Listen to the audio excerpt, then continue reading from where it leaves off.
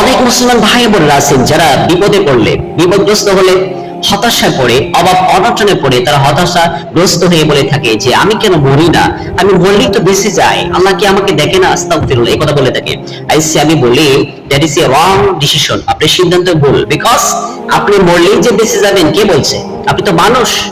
জিন এবং মানুষ হচ্ছে আল্লাহ তাআলার সৃষ্ট সেরা জীব, তাদেরকে আল্লাহ তাআলা তার ইবাদত করার জন্য সৃষ্টি করেছেন। মা খালাকুল জিন্না ওয়াল ইনসা ইল্লা লিয়াবুদুন, আল্লাহ তাআলা মানুষ এবং জিন জাতিকে তার দাসত্ব করার জন্য, তার পথে চলার জন্য আল্লাহ তাআলা সৃষ্টি করেছেন, যা অন্য কোনো প্রাণীকে আল্লাহ তাআলা এই জন্য আল্লাহ তাআলা সৃষ্টি করেন নাই। অন্য প্রাণী মারা গেলে তারা শেষ হয়ে যাবে, তারা ফিনিশ হয়ে যাবে, তাদের কোনো দুশ্চিন্তা নাই, কোনো টেনশন নাই। বাট কিন্তু মানুষ সে পৃথিবীতে পরীক্ষারত অবস্থায় আছে। এই পরীক্ষা দেওয়া অবস্থায় তার বালা মুসিবত আসবে, হতাশাও হবে, এটাই স্বাভাবিক। দ্যাট ইজ সিম্পল সাবজেক্ট, সাধারণ একটা বিষয়, সাধারণ একটা ইস্যু। পরীক্ষার সম্মুখীন হয়ে বাধাগ্রস্ত হবেন, বিপদ আপদ আসবে, হতাশা আসবে, এটা আসবেই। কারণ রাসূলুল্লাহ সাল্লাল্লাহু আলাইহি ওয়াসাল্লাম বলেছেন দুনিয়া সিজনুল মুমিন ওয়া জান্নাতুল কাফির, দুনিয়া হচ্ছে মুমিনদের জন্য জেলখানা এবং কাফিরদের জন্য বেহেশতখানা। তার মানে দুনিয়াতে আপনি পরীক্ষা দেওয়ার জন্য আপনি আসছেন এই পৃথিবীতে। জিন এবং ইনসানকে আল্লাহ তাআলা দুনিয়াতে আল্লাহ তাআলা তাদেরকে হায়াতে মৃত্যু দিয়েছে। আল্লাহ জি খালাকাল মাউত ওয়াল হায়াতা লিয়াবলুকুম আইয়াকুম আহসানু আমালা। আল্লাহ তাআলা বলেন যে আমি হায়াতে মৃত্যু সৃষ্টি করেছি শুধুমাত্র কেবলমাত্র কে তোমাদের ভিতরে ভালো ভালো আমল করতে পারে, কে স্যাক্রিফাইস করতে পারে, আল্লাহ তাআলার জন্য কে কি কাজ করতে পারে। এই জন্য আল্লাহ তাআলা হায়াত ও মৃত্যু সৃষ্টি করেছেন মানুষের এবং জিনের।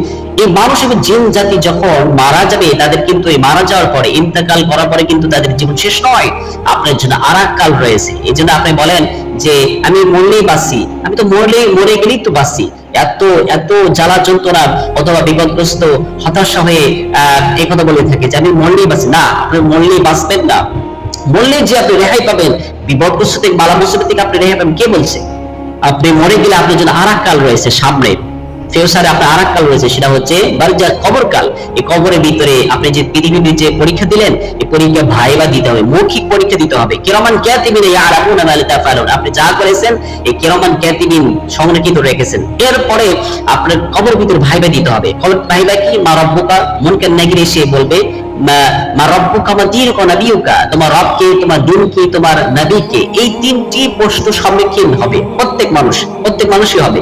এই তিনটি প্রশ্ন উত্তর যে ব্যক্তি দিতে পারবে না, তার জন্য কবর ভিতরে বালা মুসিবত আসে, তার কবরের ভিতরে বিপদ, শুধু বিপদ আর বিপদ, হতাশাগ্রস্ত, সে বিপদ পড়বে, সে জাহান্নামে, সে তার কবরটা হবে জাহান্নামের টুকরা, নাউজুবিল্লাহ। আর যে ব্যক্তি এই তিনটা প্রশ্ন দিতে পারবে, তার জন্য কবর হবে জান্নাতুল বালাখানা, জান্নাতুল বাগিচা হয়ে যাবে। সুবহানাল্লাহ।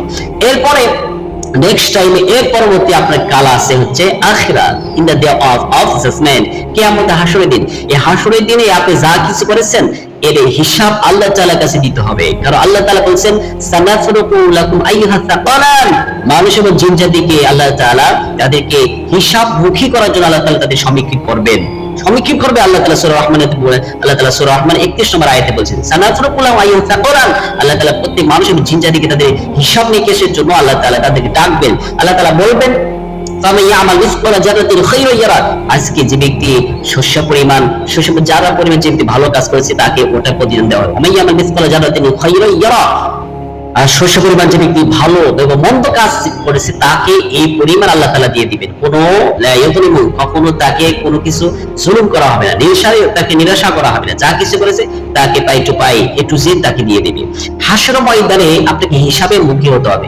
এই হিসাব আপনাকে দিতে হবে, মাস্ট বি দিতে হবে। কারণ কোন প্রাণী শুধুমাত্র কেবলমাত্র মানুষ এবং জিন জাতিকে তাদের পরীক্ষা দিতে হবে দুনিয়াতে, এরপরে বাচ্চা কবরের ভিতরে তাকে ভাইবার সম্মুখীন হতে হবে, এরপরে আখিরাতে তাকে হিসাব দিতে হবে।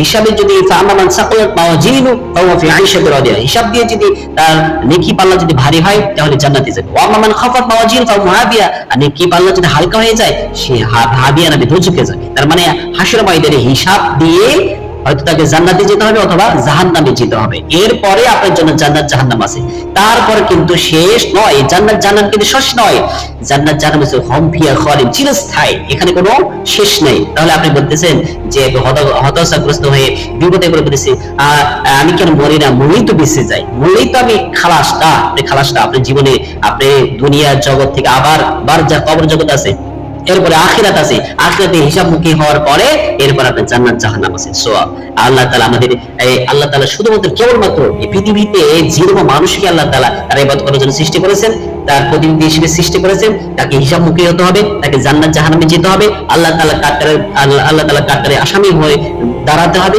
শুধুমাত্র কেবলমাত্র মানুষ এবং জিন জাতিকে। এছাড়া যত প্রাণী আছে, যত প্রাণী আমরা মাকলুকাত দেখি না কেন, সাপ বিচ্ছু পোকামাকড় বাঘ ভাল্লুক মহিষ ঘোড়া ছাগল ভেড়া উট দুম্বা যা কিছু আছে পৃথিবীতে আসমান জমি যা কিছু দেখি, এদেরকে কিন্তু হিসাব হবে না, হিসাব শুধু হবে মানুষ এবং জিন জাতিকে। আল্লাহ তাআলা প্রত্যেকে এই লেকচার থেকে আমাদের প্রত্যেকে শিক্ষা গ্রহণ করা তৌফিক দান করুন। আমিন।